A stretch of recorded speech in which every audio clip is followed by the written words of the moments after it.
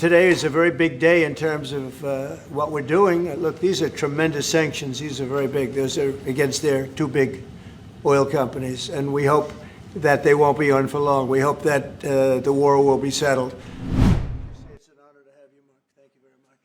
Thank you so much for hosting again, and we were texting, I think it was... Well, thank you very much. It's an honor to have a friend of mine, a very good friend of mine. We've become friends, actually, through the trials and tribulations of everything. And Mark Rutte, Secretary General of NATO, highly respected. Every country, almost every country in Europe. I think you can almost take away the almost pretty soon. No. But they all have great respect for the leader, and he is the leader.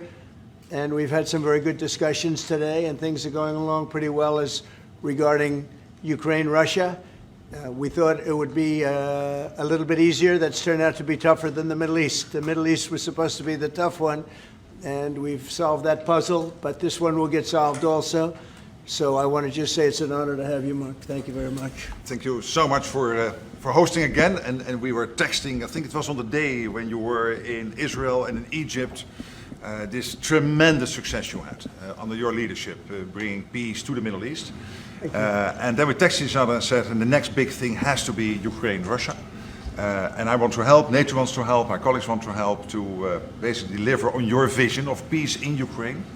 And I really want to thank you for everything you're doing, including breaking the deadlock with Putin, starting the dialogue in February when you came in as president in January, but also for everything you did with NATO. The fact that we are now at this 5%, the huge success in The Hague at the NATO summit, the fact that Europeans are also stepping up when it comes to Ukraine, basically the weapons from the US being delivered to Ukraine, paid for by allies, and the Europeans coming together to discuss how can we sustain Ukraine post the peace deal.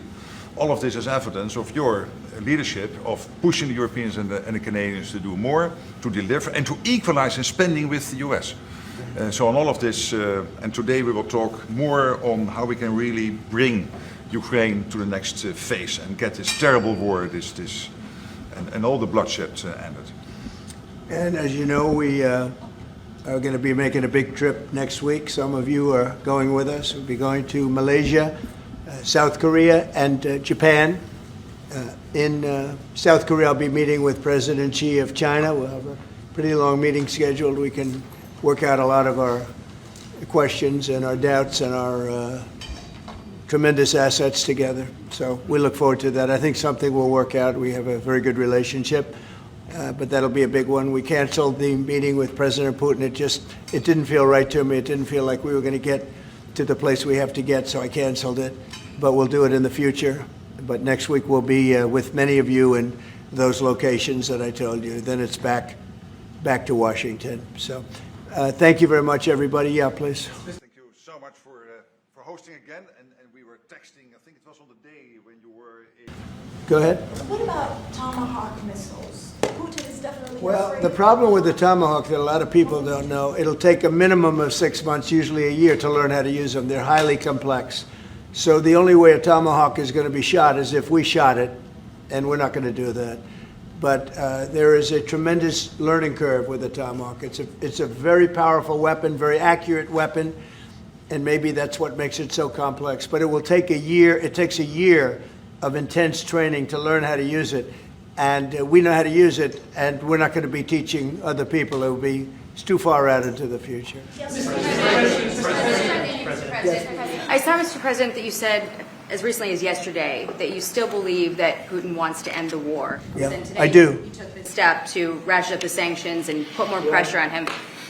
What else are you going to do to encourage him to get there, or can you explain why you do believe that he wants peace? Yeah, it's a good question. Today is a very big day in terms of what we're doing. Look, these are tremendous sanctions. These are very big. Those are against their two big oil companies, and we hope that they won't be on for long. We hope that the war will be settled. We just answered having to do with the various forms of missiles and everything else that we're looking at, but we don't think that's going to be necessary. We would like to see them just take the line that has been formed over quite a long period of time and go and let's go home. Why do you believe, Mr. President, that the sanctions that you're announcing today will push Putin to the... I don't know that they will. I think that they'll certainly have an impact. They're massive sanctions. It's sanctions on oil. The two biggest oil companies, among the biggest in the world, but they're Russian. They do a lot of oil. And hopefully it'll push, hopefully he'll become reasonable, and hopefully Zelensky will be reasonable too. You know, it takes two to tango, as they say, and we're going to find out. They hate each other. These two people hate each other. You know that better than anybody. And it makes it more difficult than it should be. This should be easier to do.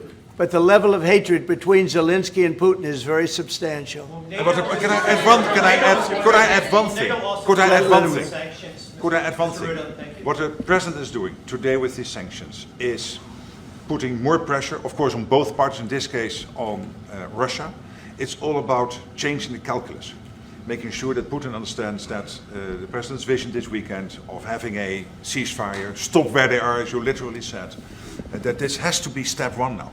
And for him to really accept that vision and to come to the table. And then you have to put pressure, and this is exactly what he did today. Along with Europe. I mean, Europe, look, they've actually become friends of mine. I think Yes. all of them. Yeah. We have a very close relationship, and they want to see it end too. They really want to see it end. But I can say they're totally committed. If this went on for 10 more years, Europe is behind them. They just can't let that happen. But I would talk to President Putin about Ukraine, and it was the apple of his eye. I always felt he wanted the whole thing, not a piece of it. But I think now he's willing to negotiate a little bit further, and I think he's willing to make a deal. We'll see. Mr. President, We don't want him. We don't want him to have the whole thing. Mr. President, You had a Truth Social post earlier this afternoon talking about a Wall Street Journal report as a fake story. Yeah, It fake. sort of Wall Street Journal is fake. Less fake on financial than it is on gossip. Can you just confirm that my understanding of what's happening is accurate? As I understand it, that story framed it like we had just lifted the U.S. a restriction on intelligence. No, it said that I gave Ukraine permission to shoot missiles deep into Russia. I didn't do that.